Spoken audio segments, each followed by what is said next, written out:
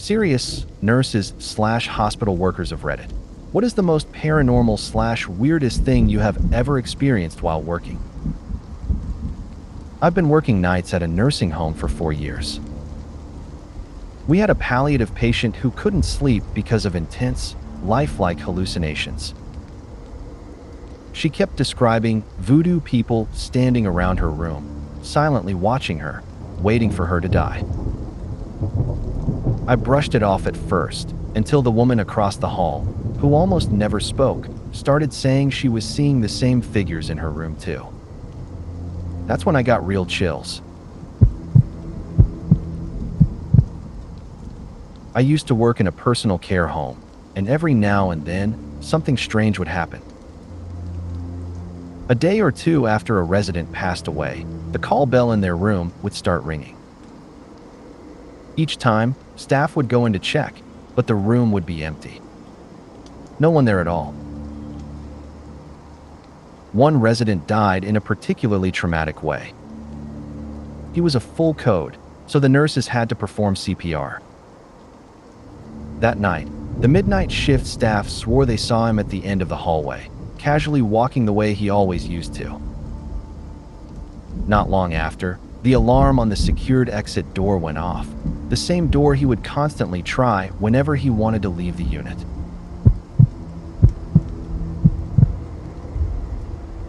I'm an ER nurse, and this is still the strangest thing I've seen in more than 2 decades working in busy inner-city emergency departments. An elderly woman was brought in by ambulance, close to death. She had a DNR, so there wasn't much intervention to be done. We couldn't locate any family, and since the hospital was completely full, she had to stay in the ER overnight. She was clearly at the end. If you've seen enough people die, you recognize the signs, and she had them all. She was barely responsive, pale and cool to the touch. Her breathing was irregular, her heart rate unpredictable. We dimmed the lights and monitored her, essentially waiting for the inevitable.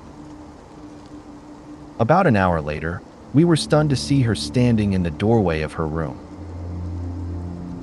She had gotten up on her own and somehow managed to put her clothes back on. One of the nurses approached her, and she calmly said she was hungry.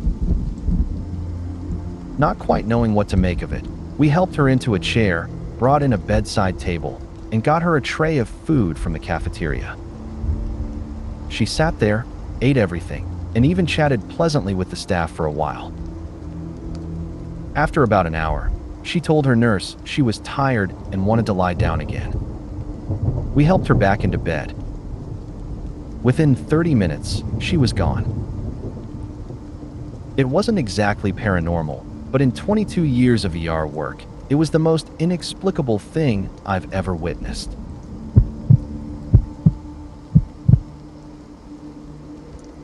When I was still a student, I was called in to assist with a stroke patient who had coded.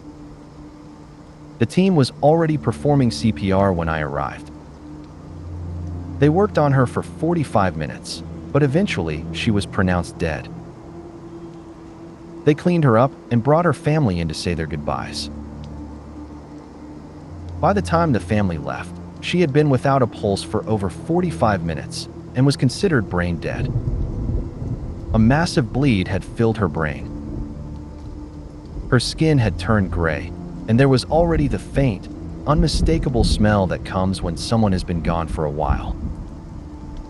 Then, without warning, she suddenly sat upright and called out for her family. Everyone froze for a split second before the nurses rushed back in, reattaching monitors and grabbing equipment.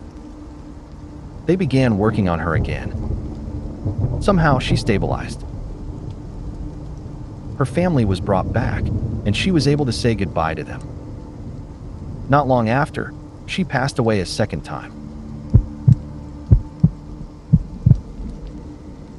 I used to work at a skilled nursing facility, mostly assigned to the Alzheimer's ward. One night, I was in the linen room restocking my cart when I heard someone shuffle up behind me. A second later, I felt a hand rest on my shoulder. I spun around. No one was there. The door was still closed, and I was alone in the room.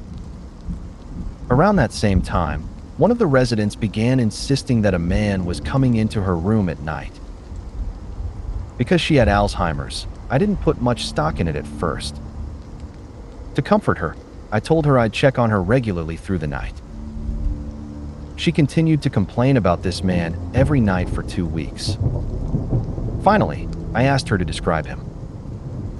She said, "He's very handsome, and he wears a black suit." "Oh, he's standing right behind you now, honey." That sent a chill straight through me. I slowly turned around. There was no one there. She passed away in her sleep the following night. About 2 years ago, we were caring for patients during a fungal meningitis outbreak. Our acute care unit only holds about 20 patients, but at the height of it, at least 10 to 15 of them were there with meningitis.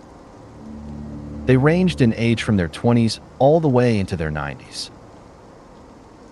All of the rooms were private, and every patient was in isolation. They had no contact with each other.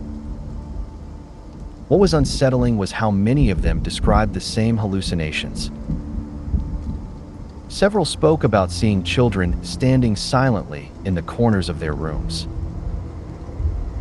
Others reported hearing faint religious music playing when no one else could hear anything at all. This happened when I was training to become a CNA at my local community college. We had the usual practice mannequins in the classroom, nothing creepy about them.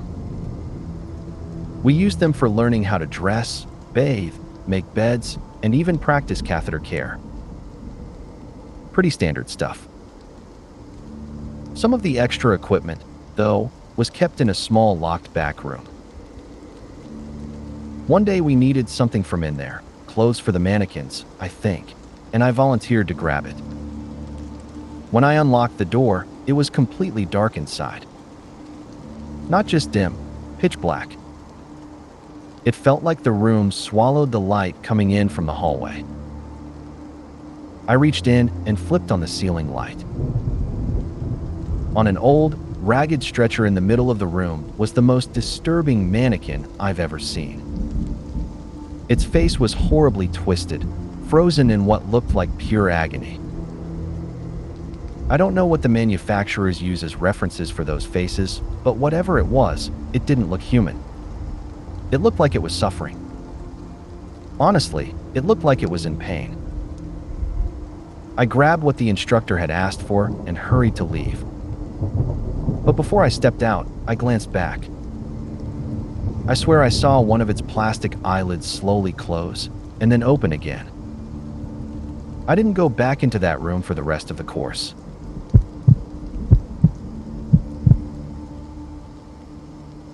I'm an LPN working in long-term care, and I've noticed something strange over the years.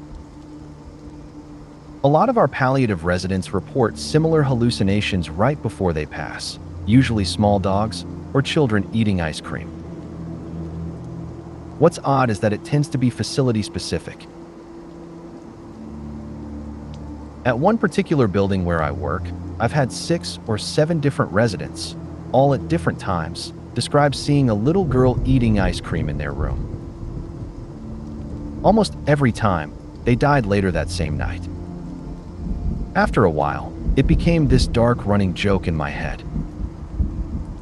I keep saying I'm going to find that little girl.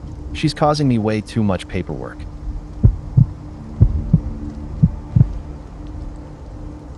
I work in a cardiovascular surgical ICU, so we see some incredibly sick patients, physically and mentally. It's intense on a normal day. There was one stretch of nights when something strange kept coming up. Our unit is laid out in a perfect square with a room on each corner. Over a few shifts, each of those corner rooms had a patient report seeing a cat walking around. Not a friendly one, either. They all described it as aggressive, hissing at them. What made it unsettling was how similar their stories were. The descriptions matched closely enough that we actually spent about half an hour searching the unit for a stray cat. Security and plant operations came up to check as well. No cat was ever found. No one else ever saw anything. 2 of those 4 patients coded the following day. Nurse here. I was working the night shift when a patient's relative came running to the nurse's station, clearly panicked. Nurse, come quick, she shouted. What's wrong? I asked. You have to see it for yourself. I followed her to the ward and found a tiny, frail, elderly patient clinging to her bed, crying. Her bed was shaking. Now, you might think she was causing it, but this woman was practically skin and bones. There was no way she could have rattled those rails. The ward only had 2 other patients that night, and their visitors were huddled in a corner, visibly terrified. Apparently, that ward wasn't used much, and the bed she was in had been rarely occupied. People who had stayed in it before reported nightmares, screams, laughter, and the voices of angry children. Looks like some restless spirit had claimed that bed for itself. A patient passed away during my shift, a well-known and well-liked person on the ward. That evening at handover, I mentioned her passing. Just as I said it, the door to the handover room, which I had closed, suddenly opened and then shut on its own. It felt like she was saying goodbye. Later that month, while on nights, we were chatting about her at the nurse's station. Oddly enough, a card pinned to the notice board fell just as we started talking about her. When I picked it up, it turned out to be a card from her family, thanking the staff for caring for their parent. I thought it was a really touching moment. I worked as a CNA in a hospital for over 2 years, and I noticed something really strange. Anytime a patient mentioned dreaming about a cat, they would code within 24 hours. And this wasn't even a hospital where patients coded all that often. I actually got into an argument with a doctor about it once. The SWAT nurse had said a patient had dreamed about a cat, so she planned to monitor him more closely. The doctor, who we weren't even consulting, dismissed it entirely. He flat out told us he was the doctor, it was impossible, and we shouldn't talk about it again. I couldn't resist joking. I didn't realize your MD came with a degree in paranormal psychology. He didn't take that well. I'm not sure if it's paranormal or if it's something more psychological. Maybe we have a cultural awareness of cats as omens, and our subconscious picks up on them when something is wrong. As for the patient in question, he coded and passed away later that evening. Definitely spooky.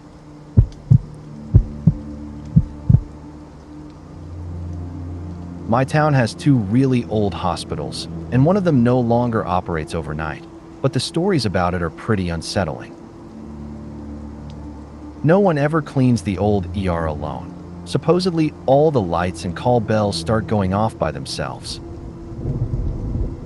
Other floors have their own hauntings. People report seeing a kid with a ball, a woman in a white dress, and more. One coworker was assigned to clean an entire floor solo, which is usually standard. She moved quickly between rooms since the cleaning solution stays wet for a few minutes. When she returned to a freshly wiped bed, she was shocked to see clear handprints left on it. I did my clinical as a CNA in a memory care unit. There was this one woman I helped feed. She barely moved or spoke, almost like she was in a coma. I would wheel her into the dining room and try to get her to eat, but she barely took anything. Occasionally, I could get a little special ice cream into her. For days, she didn't respond at all. One day, while I was feeding her and mostly talking to myself, she slowly turned her head and said, "Oh, hello." Then she rotated her head back to her usual blank, staring position. It was incredibly eerie.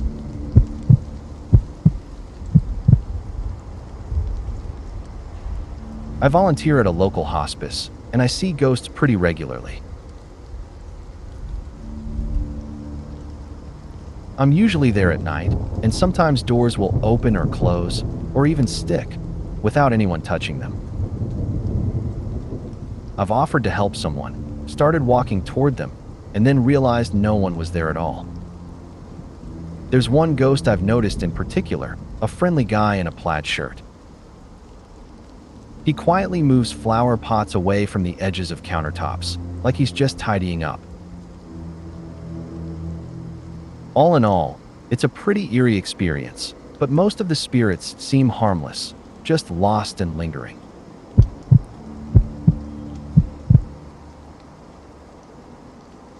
I worked overnight security at one of the oldest and largest hospitals in the US, and my fellow officers all have stories about one building in particular, but here's what happened to me. Backstory: the building was constructed in the late 1800s as the hospital's original psychiatric ward. Back then, psychiatric medicine was poorly understood, and the hospital was known for experimental medical research. Put those together, and it's safe to assume some awful things happened to the patients there. A few years before I started, the building had been converted into offices after a new psychiatric wing was opened. My story, my rounds that night included this building. It was empty, as most employees had left by 5 p.m., often leaving doors unlocked, an issue because sensitive medical information was in those offices. Our job was to sweep each floor, make sure all doors were secured, and lock any left open. I did an initial sweep, empty, and began checking doors. The hallways were narrow, so I could check both sides at once. At the end of one hallway, there were 2 sets of doors leading to a dead-end office. Everything was locked. I moved on. When I returned to that dead-end hallway later, I froze. Every door was ajar, propped perfectly so it wouldn't swing shut, and a single wheelchair sat at the end of the hallway, facing the stairs. I had laughed off other officers' warnings about this building until that night. I never took those rounds again. Second story: the old children's ICU, now under construction to become medical labs, is another spooky spot. Security officers have reported seeing a young white boy, around 5 to 7, with a 90s-style bowl cut. I dismissed it as a prank for new staff, until one night a foreman called, saying a kid had locked himself in a room and he didn't want him hurt with the open wiring. I unlocked the room, searched a tiny 10 by 8 space for about 10 minutes, no kid. I reported a false alarm and finished my patrol. Third story: I once had a special detail to watch a violent psych patient with another officer. The patient woke, saw the other officer, and calmly said hello. Then he saw me and immediately started screaming that I couldn't hurt him. I'm 6 feet 2 inches and 250 pounds, but I try not to intimidate patients. He continued yelling, saying that if I promised not to hurt him, he would make something good happen for me. I promised. He calmed down, went back to sleep, and the next day, I got permanent rounds and a promotion. Probably coincidence, but still weird. Fourth story: a fellow officer had rounds in the psych building and radioed for backup in a voice that sounded like dry throat terror. I responded and found him crouched with his head between his knees, a shattered chandelier a few feet away. He claimed something had held him in place as the chandelier swung, and when it started to fall, he was released and scrambled out of the way. I helped him up and took him to the supervisor, who yelled, "Almost lost another one in building name." Another supervisor laughed and said, "Why do you think we send the new guys? I don't even like going over there." That officer is my roommate now, and he hates it when I bring the story up. I've got two stories, one from my mom and one from me. My mom's is the creepiest and has always stuck with me, especially given all the paranormal stuff she's experienced. My mom's story: she worked night shifts at a hospital in an old Arizona mining town near the border. One night, as she was checking on patients, an elderly lady who wandered the halls due to insomnia told her that some kind of goat man kept trying to get in through the doors. My mom didn't think much of it, but being Catholic, she quietly said a few prayers to herself. A few moments later, there was a shriek, horrible, unexplainable, a sound that could make your blood run cold. My mom went to the nurse's station to see if anyone else heard it. They had. Soon, it became clear that the shriek echoed throughout the hospital, terrifying everyone, especially those with strong religious beliefs. Some staff looked out the windows and found hoof-like marks by the doors and windows, but the marks didn't trail toward or away from the building. My story: I also became a CNA and worked nights in a lockdown dementia and Alzheimer's unit. I've had a lot of creepy moments, but one sticks out. I was finishing up paperwork when a light went off down the hall. I grabbed my code and went to check since the other CNA was busy. A sleepy patient told me there was a woman at her window who kept knocking and wanted to come in, insisting I let her in so she could go back to sleep. I peeked outside, nothing. I assumed she was dreaming. Later, around 3 a.m., I was sitting, chatting with my head nurse, and the same light went off, again, in a part of the unit with no exit doors. I went down the hall. The same patient told me someone was banging on her window, and she was scared. At this point, I nearly lost it. I told my nurse, who laughed and said, "This has been happening for years." Even after knowing it's a thing in the unit, it still gives me chills. This isn't paranormal, but it still gave me chills. I had an older patient who saved every piece of paper from every hospital stay. His heart was in bad shape, and I was digging through his records, hoping to find anything useful for our cardiologists. Finally, I came across his old heart surgery records from Paris, California, in the 1980s. I was reading a book about nurses who became serial killers at the time, and then I saw the name, Robert Diaz. I realized I had been caring for a man whose former nurse was a serial killer.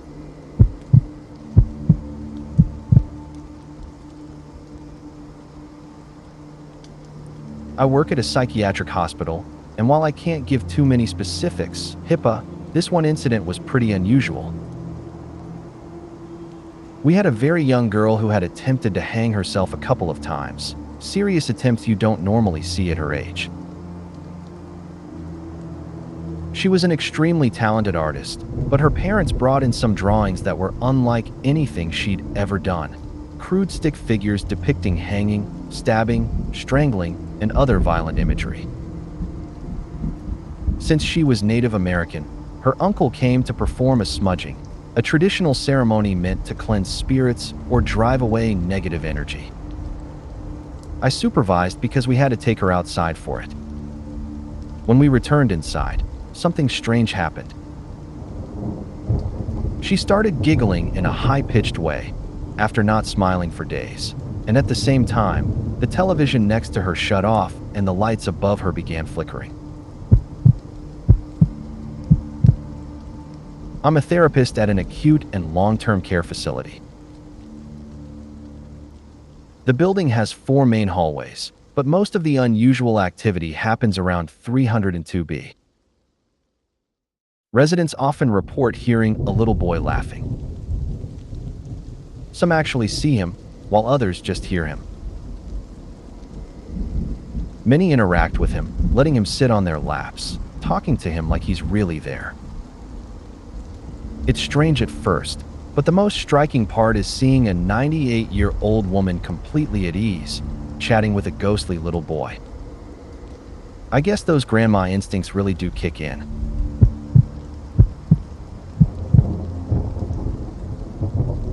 Before med school, I worked as an emergency room porter/attendant, and one night something absolutely bizarre happened. One of the security guards came sprinting down the hallway, yelling for everyone not to use the taps. Naturally, a nurse was mid-hand wash and completely freaked out, flinging her hands in the air as if the water was poisoned or something. I'm not entirely sure what she was thinking, but that's beside the point. The guard asked if the water was actually hot, and she said it was only lukewarm at best. Here's what had really happened. He was using the bathroom on the 3rd floor when he got splashed on the backside with boiling hot water. His first thought was a boiler malfunction, quickly followed by imagining a fire in the walls somehow heating the pipes. The security team even called the fire department, who did a full systems check with the water shut off. Nothing. No fire, no other hot water, except for that one magical, ghost-infested toilet on the 3rd floor. Apparently, the older staff always said the ambulatory care unit was haunted by a ghost named Winnie, an old nurse who died on the job. The toilet the guard was using happened to be directly above that unit, 2 floors up. I'll never forget the look on his face, thinking he'd just been splashed on the butt by a horny old nurse ghost. I worked the midnight shift at a long-term care facility as a nursing assistant. I have 2 male residents under my care who can't use their call lights due to severe dementia and advanced Parkinson's, but their lights are still looped around their bed rails. One night, one of their call lights went off. I went to check it, already feeling uneasy. I turned it off and left the room, but before I could even get 2 doors down, the light came back on. I went back in, and both lights were unplugged and tossed under their beds. I fished them out, plugged them back in, and left. I've also seen shadows standing over residents who were dying, and felt a tap on my shoulder while doing chest compressions, at which point I knew she had passed. I'm not usually a believer, but some things I've witnessed just can't be explained. I cared for an elderly woman with no family who came to our facility after her husband passed. She rarely spoke, and when she did, it was usually a jumble of words that didn't make sense. I felt so sorry for her. Ever since she arrived, many of the residents she seemed to enjoy spending time with had passed within a short span. She kept a picture of each of them next to photos of her husband and a few others she claimed were family, presumably to remember them. I always showed her extra attention, and over time we became close. It felt so unfair that she kept losing people she cared about. One day, she looked me in the eye and said plainly, "Sweetie, I think I'm done now," handing me a picture. It was a photo of me. I smiled, touched that I meant so much to her. She passed nearly a week later, and I cried for days. It hit me hard. She had known it was the end and had said goodbye in the only way she could. A little under 2 years later, I was talking to a colleague and brought her up. My colleague casually referred to her as "that crazy," which shocked and offended me. I expressed my feelings strongly, and she looked at me with a surprised expression, saying, "Oh dear, you don't know." Apparently, after the woman had passed, it came out that she had killed her husband by poisoning. There was an investigation that revealed a disturbing pattern. She would befriend someone, obtain a photo of them, hide it, and eventually poison them, displaying their photo as a kind of trophy.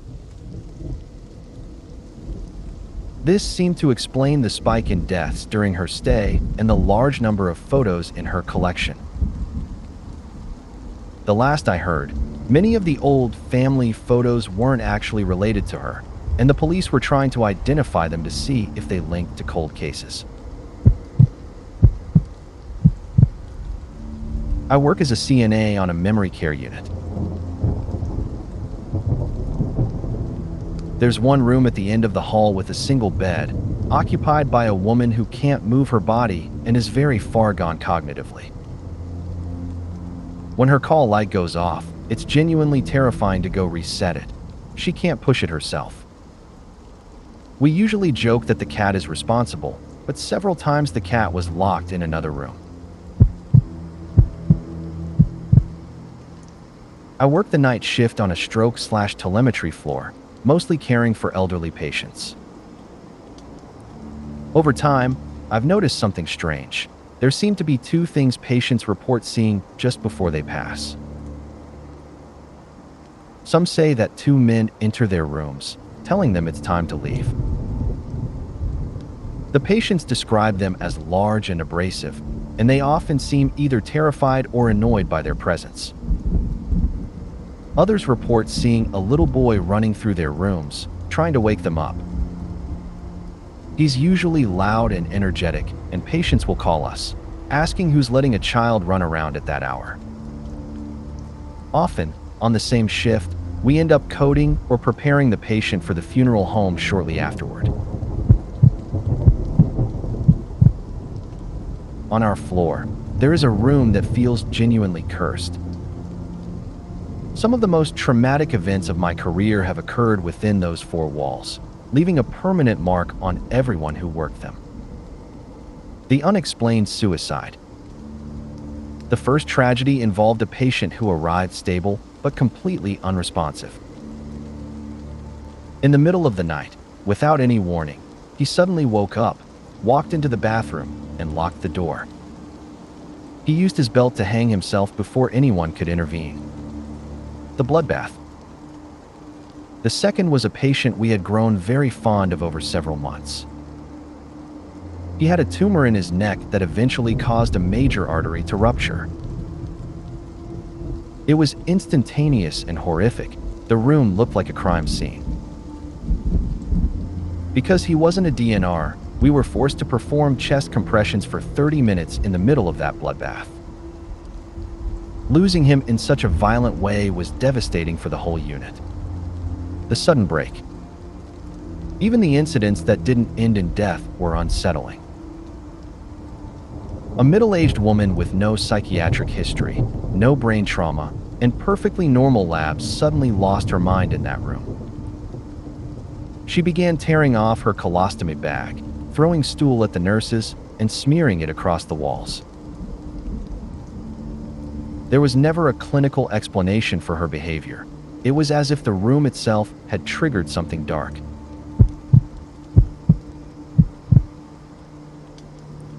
I worked hospital transport for a couple of years, and our home base was in the basement where all the laundry and supply sorting happens. After this incident, I absolutely hated working late nights.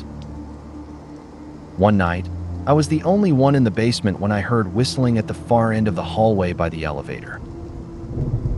I peeked around the corner, expecting to see my only coworker on duty, but there was no one there. I shrugged it off. I'm not easily spooked. Nights were usually slow, so I grabbed some snacks and hung out in the break room. Then I heard a loud bang. Walking into the hallway, I saw a bed rolling down the hall, bumping into the walls. At first, I thought my coworker was messing with me. I radioed him. He said he was upstairs in the cafeteria. Still skeptical, I tried to catch him in the act. I walked past the laundry room, and the machine started running. I peeked in, completely empty. Now I was definitely getting nervous. I stepped into the laundry room, and the machines abruptly stopped. I froze. then ran toward the elevator when I heard the whistling again. I knew I was alone. Suddenly, boxes and packages started falling off the shelves down the hall. Gloves, tissues, tubes, one by one. Goosebumps shot through me, my hair stood on end, and I had this gut-wrenching feeling I was being watched. As I stepped into the elevator, I felt something brush my arm. I went upstairs, found my coworker in the cafeteria, and freaked out. I transferred out soon after. The creepiest part? I usually whistle to myself at work. It felt like whatever it was mimicking me. Edit. After transferring to the OR, I was involved in an emergency C-section where a baby didn't survive. Occasionally, my coworkers and I would hear a baby crying in the halls at night. Security staff have witnessed even stranger things, but my post is already long. At my hospital's morgue, I kept hearing knocking coming from inside the freezer. It seriously freaked me out, especially when the pathologist suddenly grabbed me by the shoulders, looked me dead in the eye, and said, "You hear that? Never open that door when they're knocking. Never." Turns out it was just some loose pipes, but he thought it was hilarious that I didn't get any sleep that night. I might be a bit late to the party, but here's mine. I'm an RN, and while I was still a student, I was caring for a woman with end-stage renal failure. She was DNAR and clearly shutting down. We were having a quiet chat when she suddenly paused, looked over my shoulder, and said, "Bill's here, love. I've got to go." Almost immediately after, she stopped breathing. Later, I read her old notes. Bill was her deceased husband.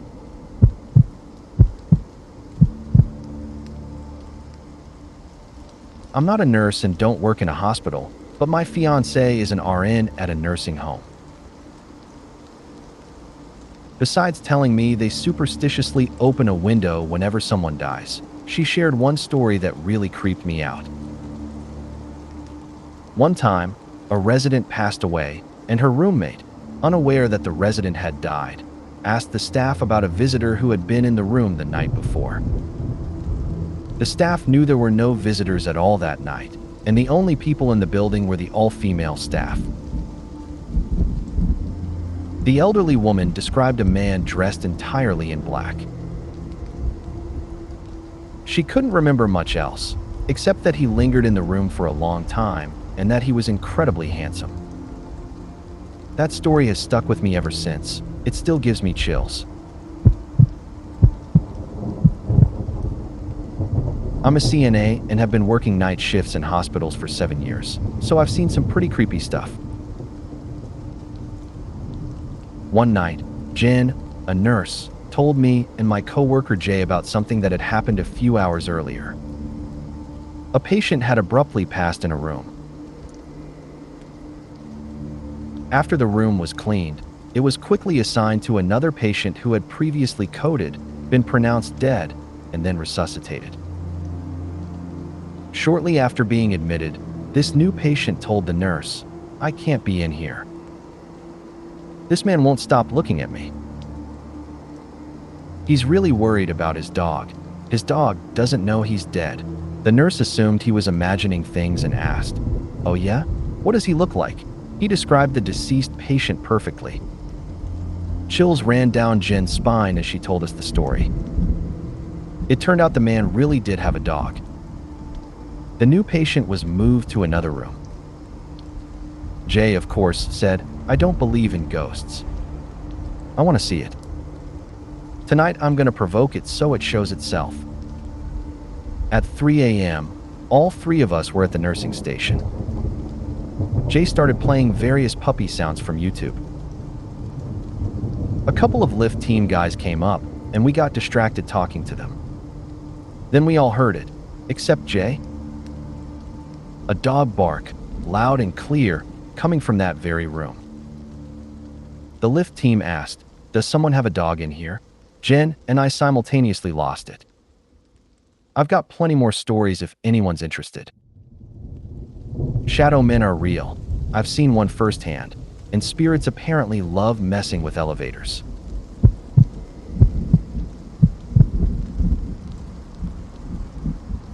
I was working a guard shift at the CHS on FOB Spiker in Iraq. It had been a quiet week, so most of the staff was out cold. I was walking the halls where everything was supposed to be off or on standby when I passed a room used for local trauma victims. The lights were on, so I flipped the switch off. As I continued down the hall, out of the corner of my eye, I saw the lights come back on. Instantly, I went on high alert, safety off, weapon at low ready. I cleared the corner and looked into the room. Nothing. I flipped the switch off again and tried to call it in on the radio, but the icon was acting up.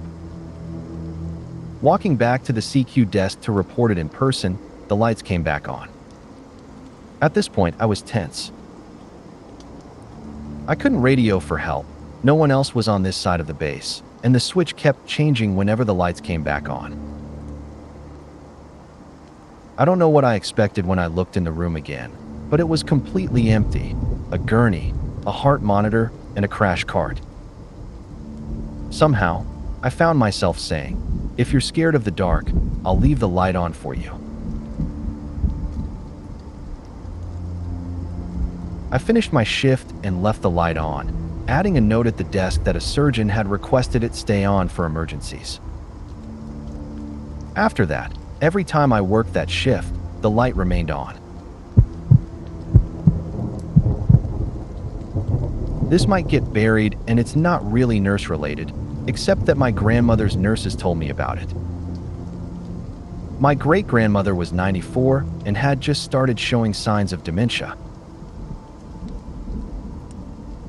She told us and the home nurses that there was a little boy in the corner of her living room who would taunt and tease her, laughing and telling her she was going to die.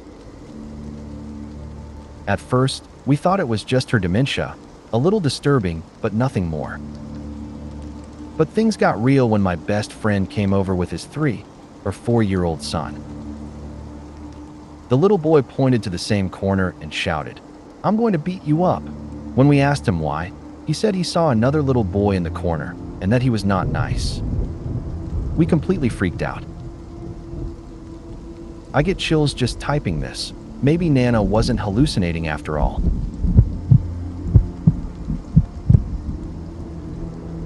Every night, before the next shift arrives, I go around checking on all my patients, making sure their briefs are clean, refilling water pitchers, and so on. This usually happens just after sunset. 3 different patients, in 3 separate rooms, have all told me they're scared of a tall, thin man standing in the corner, pointing directly over my shoulder. It's incredibly unsettling.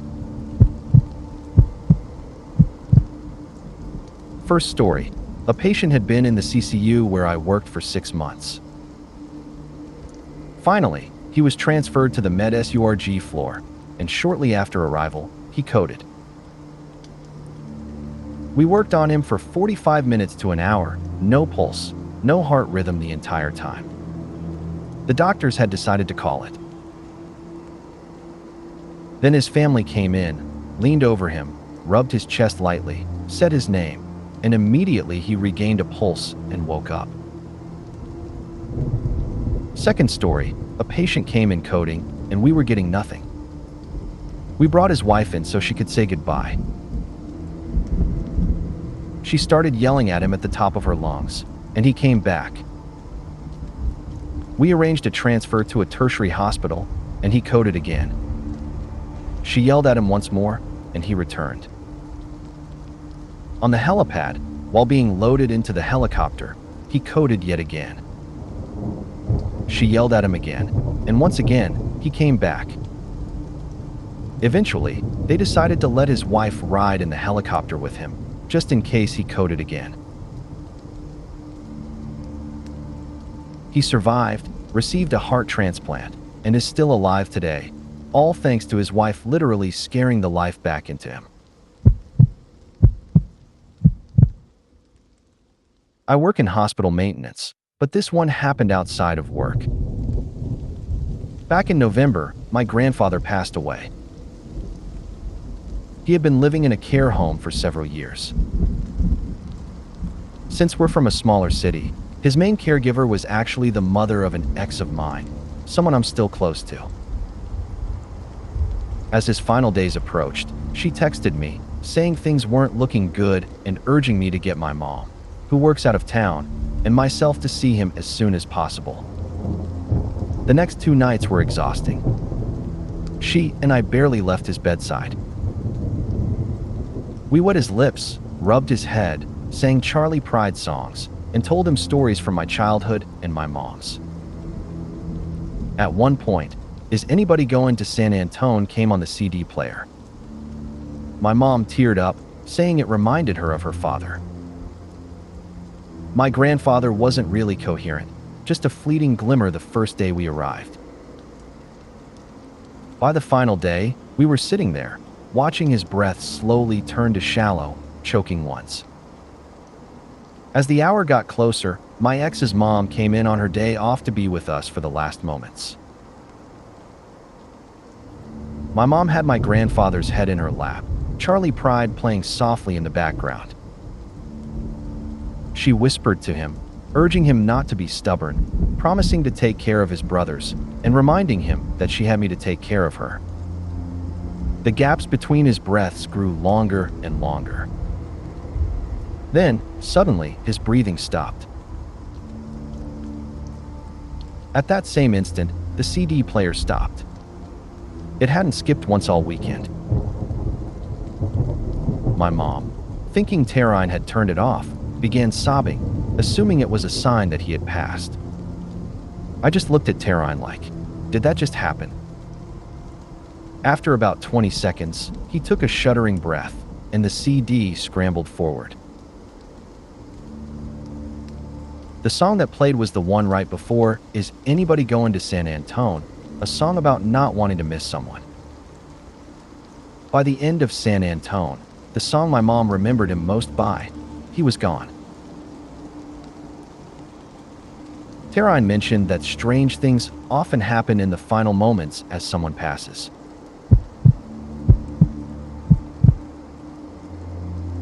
Not hospital medicine here, former paramedic, now weekend EMT.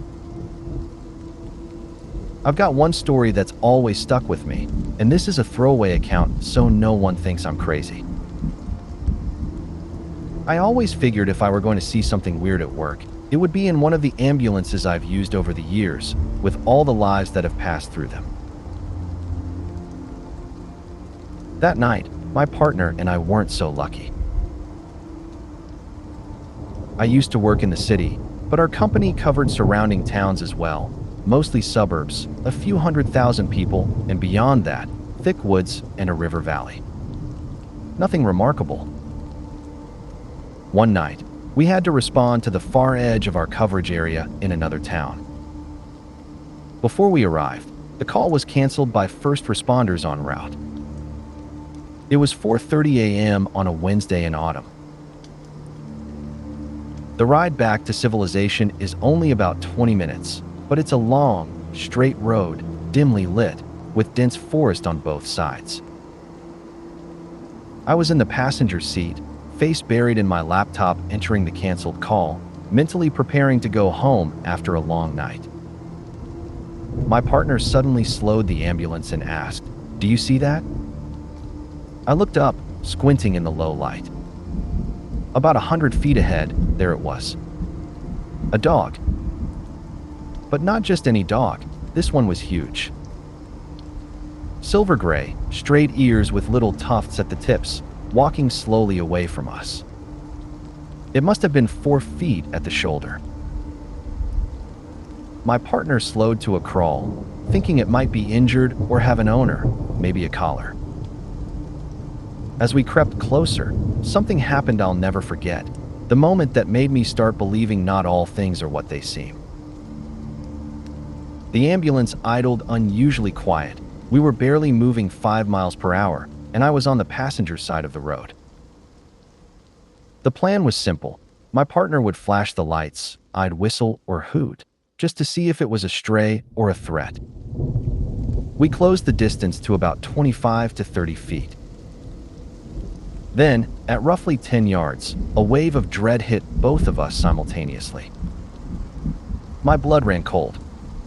The dog stood up. From my angle, its shoulders were massive, Vince Wilfork level size. My partner stopped the truck. The creature cocked its head slightly to the left, revealing a single glowing yellow eye, then suddenly bolted into the woods on my side of the road. It happened faster than I could react. What haunted me the most was that little head tilt. Before it stood up, I felt something almost telekinetic, a presence telling me, "I know you mean well. Move on." I was never here, and then it vanished. I've seen canines on their hind legs before, but I've never seen anything move with that kind of precision, that kind of sheer presence. After some research, I stumbled upon the legends of the Michigan Dogman and the Beast of Bray Road, but I live in southern New England, not known for Bigfoot sightings or cryptid lore. I don't know what I believe in. I'm certain it wasn't a werewolf, yet what I saw that night looked exactly like one. It's one of those moments that just sticks with you forever.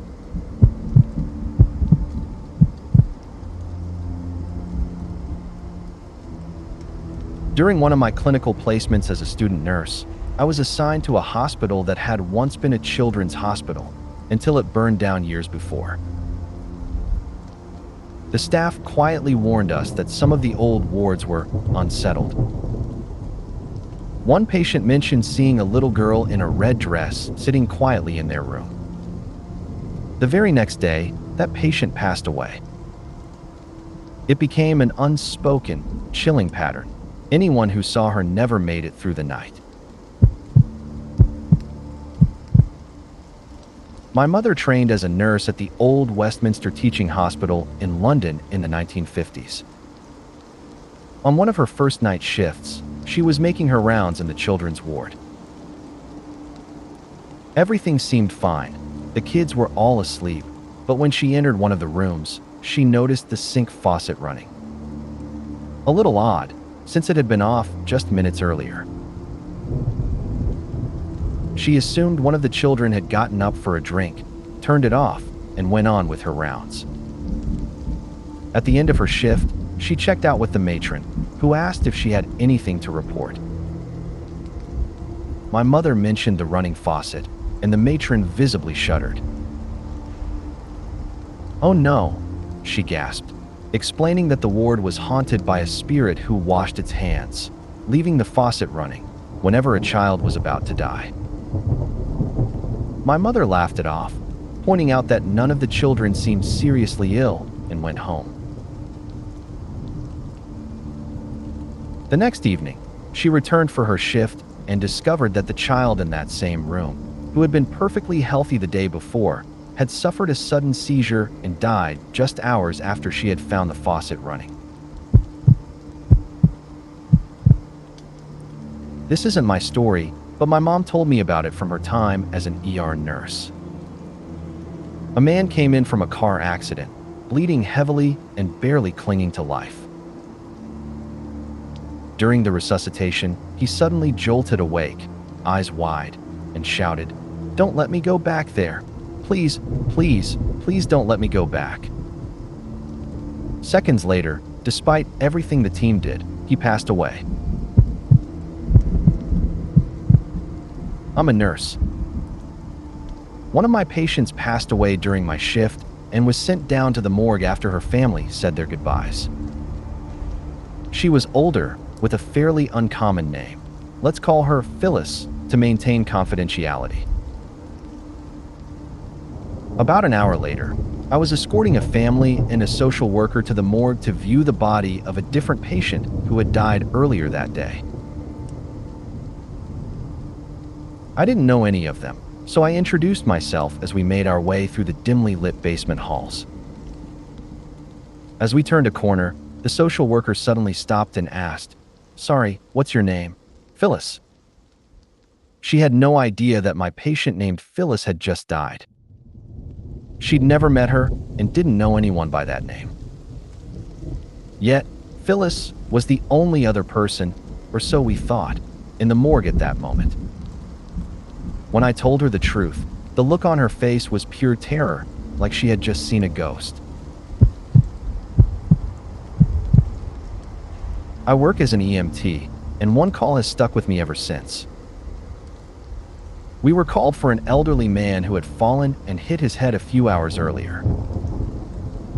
When we arrived, he was in rough shape, classic signs of a severe traumatic brain injury. Up to that point, all of his responses to our questions had been nonsensical. About 4 minutes from the hospital, we tried talking to him again. Suddenly, he seemed lucid. He opened his eyes and locked onto us with a piercing stare. Then he said, calmly, "I'm dead." My partner tried to brush it off, saying, "Oh, don't say that." But he stared even harder, his gaze almost drilling into us, and repeated, "No, I mean it. I'm dead." An hour later, he was gone. A coworker of mine seems cursed. We work on the med/SURG unit, and for the last 12 deaths on our floor, she's been on shift. But here's the strange part. She has never been the nurse assigned to those patients. At first, after the 4th death, it was kind of funny. By the 12th, it's downright unsettling. I never used to believe in that kind of mumbo-jumbo, but now, whenever she's on shift with me, I watch my patients like a hawk, just in case. Psychiatric RN here. I usually work in an adult acute care unit, but one evening I was sent to cover the kids unit. It was after 10 p.m., all the patients were in their rooms, lights dimmed, everyone supposedly asleep. Suddenly, I heard a child screaming, along with a psych tech trying to calm him. I ran to the room and found a 7-year-old boy in full panic, crying, sweating, shaking. Through gasps, he told me he'd seen something. Once he started to settle, he described it, a white man with gray hair, wearing a hospital gown, standing in his room.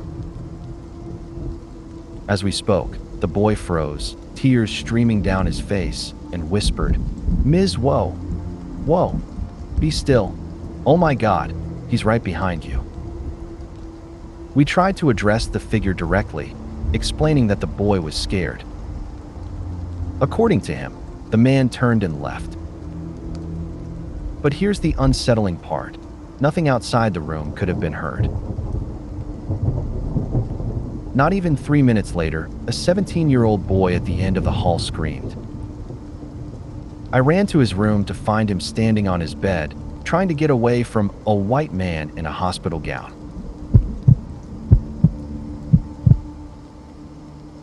A while back, I worked at an assisted living facility, and whenever a resident was dying, we always made sure to crack a window a little bit, supposedly to let the soul out. Who knows if it actually did anything? Anyway, one day a woman passed, and we forgot to open the window.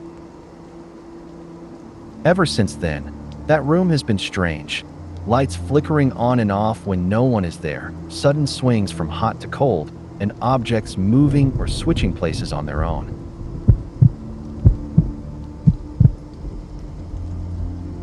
I'm an RN and have experienced my fair share of strange things, but one of the eeriest happened on a night shift in a Texas hospital. I was caring for a relatively young man who was dying of liver failure. His mother and girlfriend had been at his bedside for days, and he had been unresponsive for most of that time. Late one night, I realized he was nearing death and gently woke his mom and girlfriend so they could say their goodbyes. His girlfriend sat beside him, holding his hand. Suddenly, he shot upright in bed, completely alert for the first time in days, with an expression of absolute terror. His eyes were wide, filled with fear, and his mouth looked frozen in a silent scream, all while he stared intently at a corner of the ceiling. His girlfriend, thinking he was finally okay, tried to get him to look at her. She placed her hands on his head, coaxing him, telling him she loved him, pleading for him to see her. But his gaze never wavered from that corner of the ceiling. She even managed to turn his head toward her, but he continued to stare at the same spot. And then, as suddenly as he had sat up, he collapsed back onto the bed and passed away. It was one of the most haunting things I've ever witnessed. When I was still working at a public hospital, I cared for a patient who required one-on-one supervision. She experienced intense hallucinations of people crawling along the floor, reaching out to touch the feet and legs of anyone who wasn't in bed. During one part of my shift, I was sitting beside her in a chair when she began describing, down to chilling, horror movie detail, the figure she claimed was touching my feet. What made it even more unsettling was that she was actually a pretty good storyteller. And I knew she wasn't joking or trying to pass the time. She was genuinely mentally ill and truly seeing these things. That realization made it far worse.